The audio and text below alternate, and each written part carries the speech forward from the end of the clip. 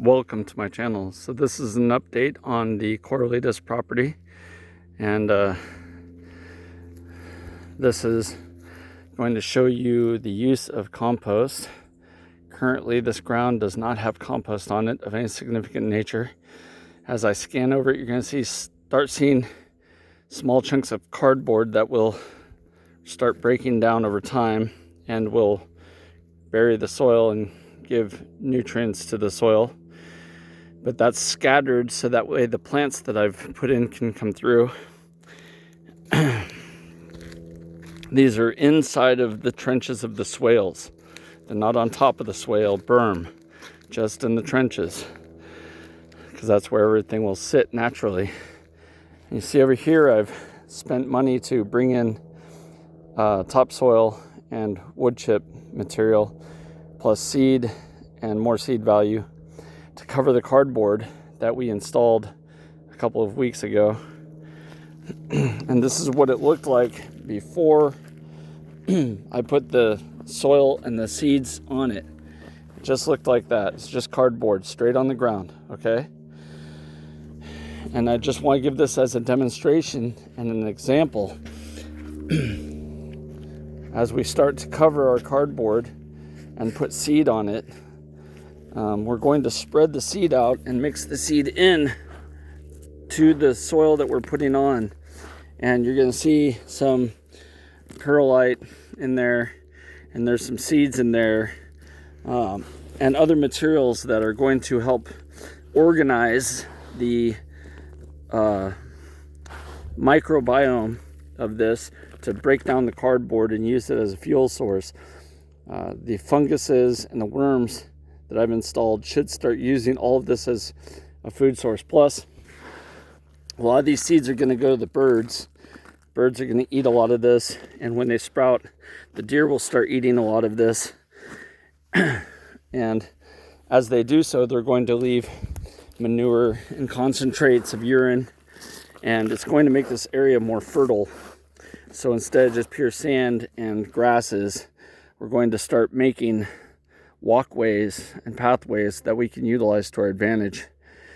And so I'm going to take you to the compost pile where I'm using the compost from on site, where the last occupant built up a oak leaf compost pile.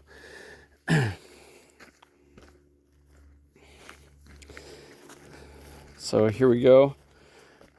This was 4 bags of 1.5 cubic yards, or cubic yards of material. So 4 bags of that.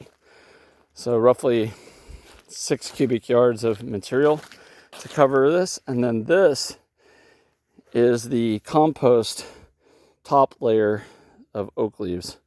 And you can see that this is all oak leaves that are starting to break down. They've gotten really wet from the rains and they're starting to decay. And so I'm spraying them as a thin mulch layer over this whole surface area. And I'm using this tiny little wheelbarrow. And we're going to go down the hill. Okay.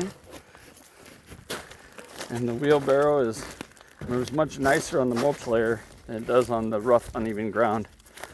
So it's kind of a walkway for me. And then we come down to a road, and the road leads any further nutrients off to a canyon, and we're going to be blocking that canyon up.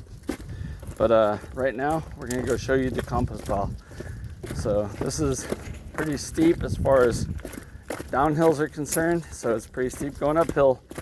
So I use a small wheelbarrow instead of a big wheelbarrow because I don't have a trailer on my truck that would be suitable for this. And here we go. Here's the